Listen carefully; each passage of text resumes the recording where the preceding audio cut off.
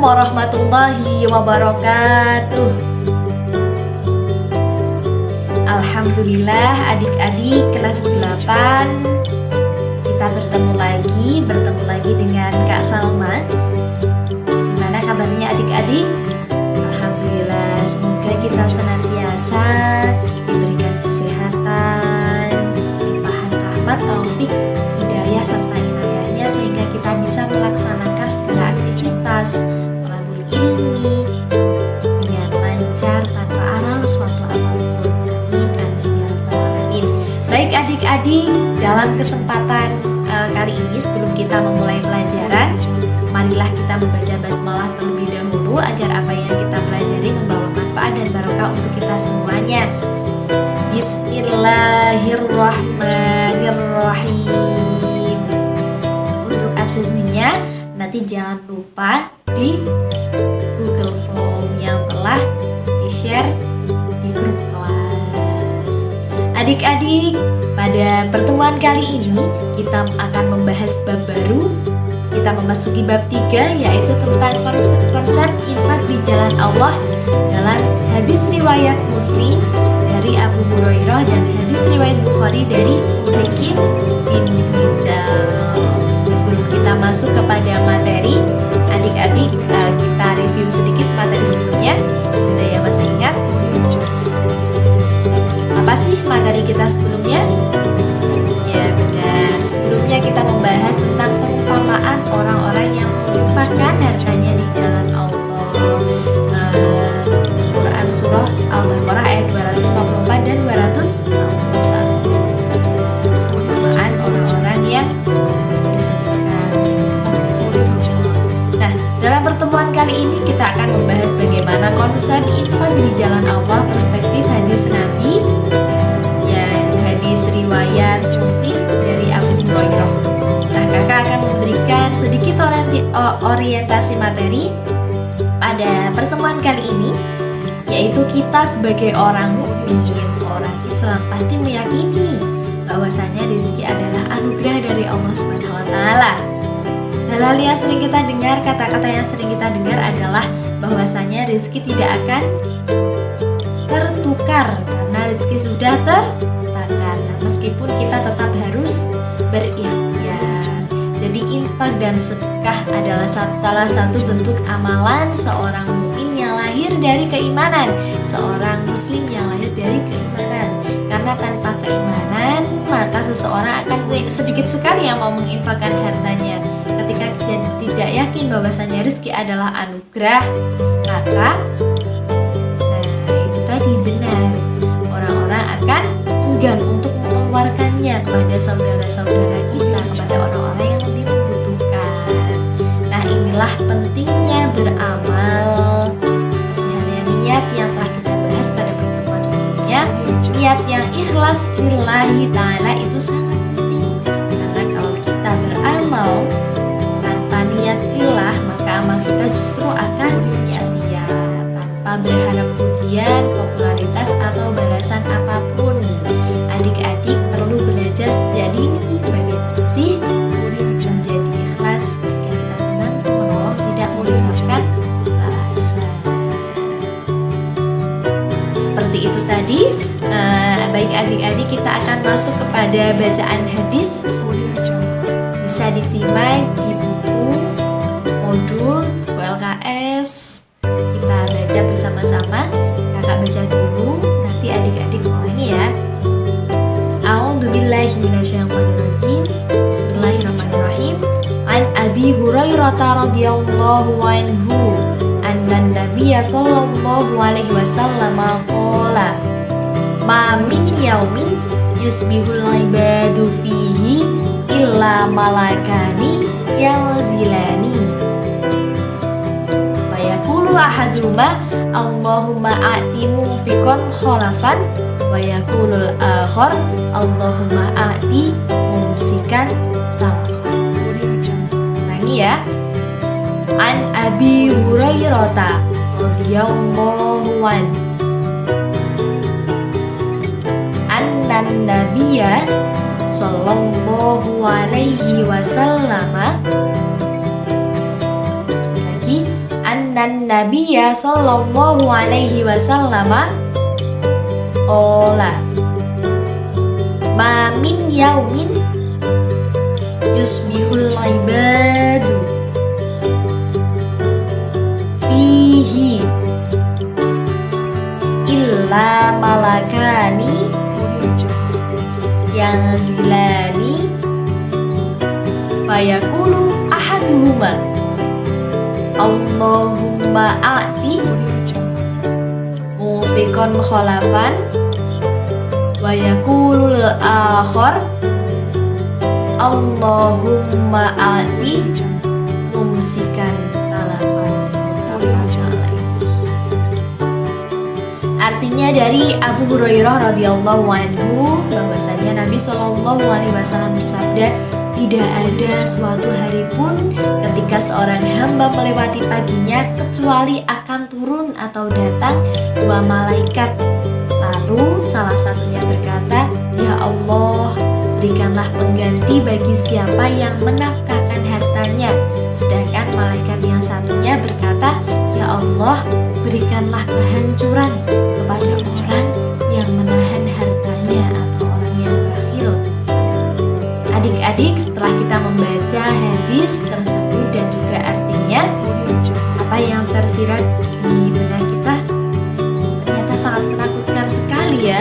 Setiap hari, tidak ada suatu hari pun, kan setiap hari ada dua malaikat, yang satunya mendoakan orang-orang yang menginfakkan hartanya, dan yang satunya mendoakan kebinasaan kepada orang-orang yang bakhil menahan hartanya. Nah, inilah pesan kepada kita semua bahwasanya ketika kita mempunyai kecukupan, kita infakkan kepada keluarga kita. Seorang ayah hendaknya menginfakkan hartanya kepada istri dan anak-anaknya.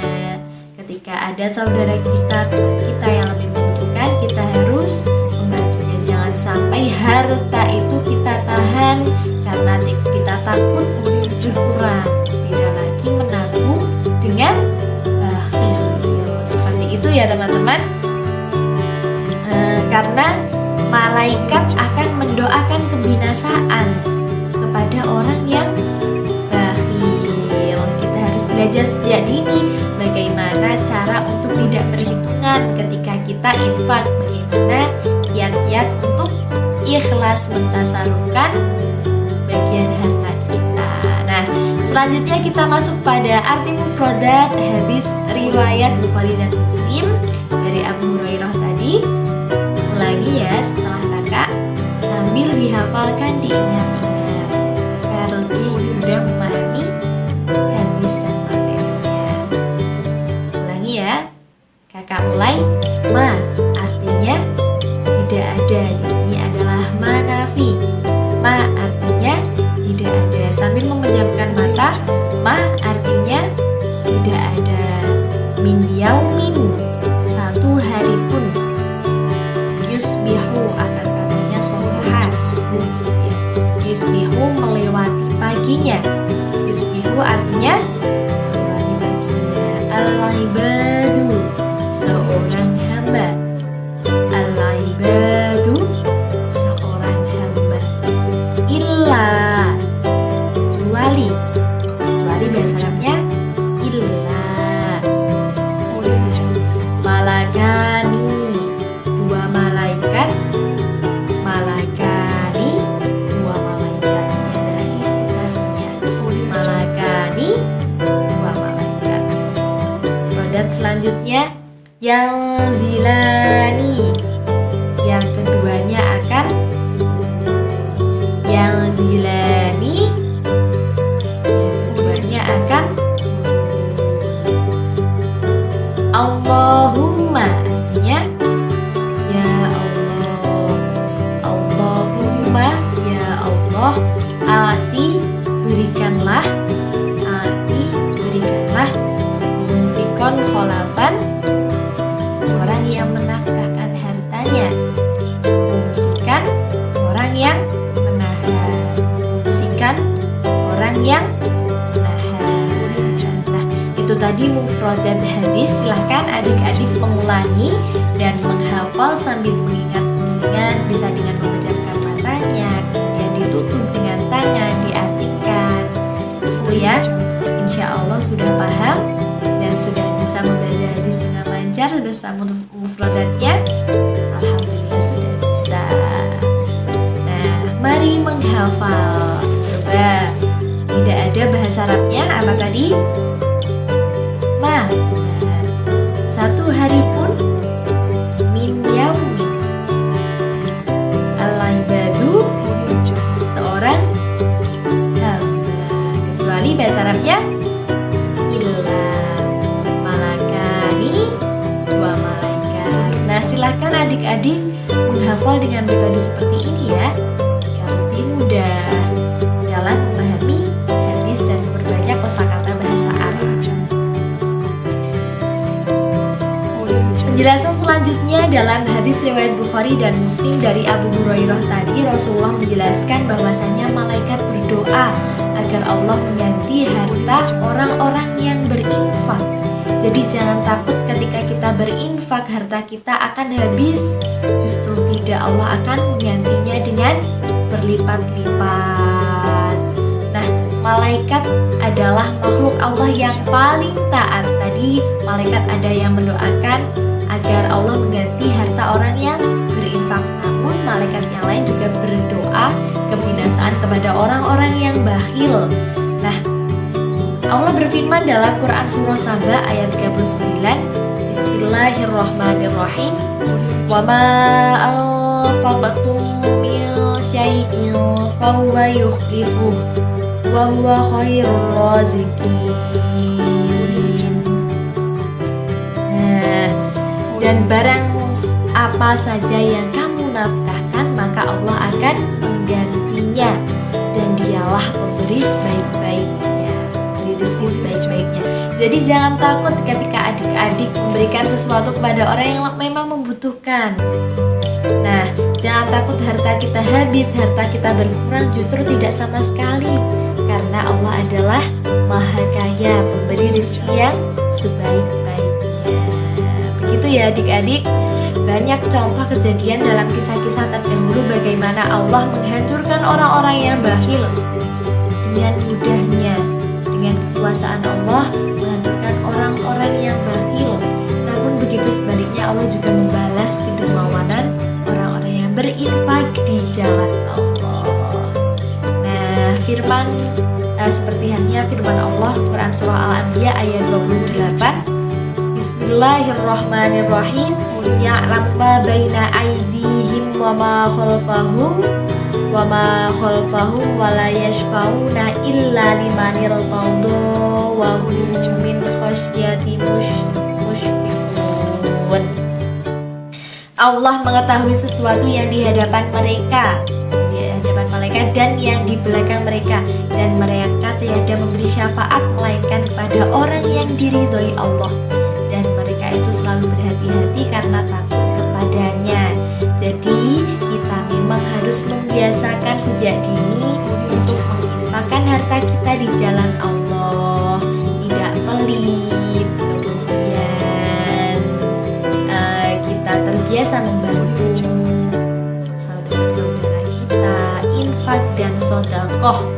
Sedekah memiliki arti yang lebih luas, dengan wajah kita yang menyenangkan sudah terhitung sebagai sedekah. Nah, itu tadi sedikit orientasi materi dari kakak.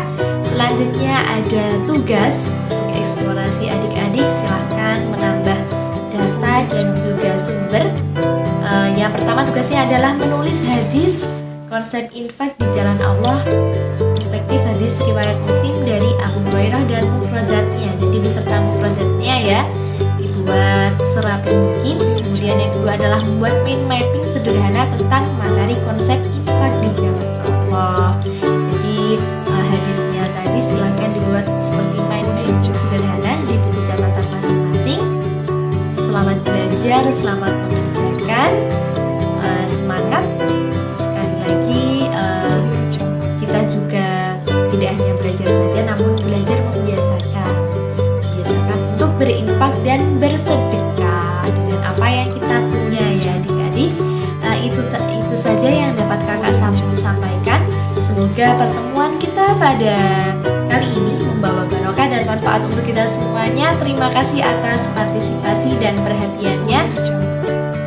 Kakak pamit undur diri.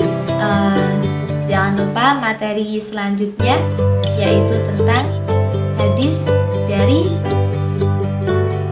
Ibnu Huzam. Tetap pada bab 3.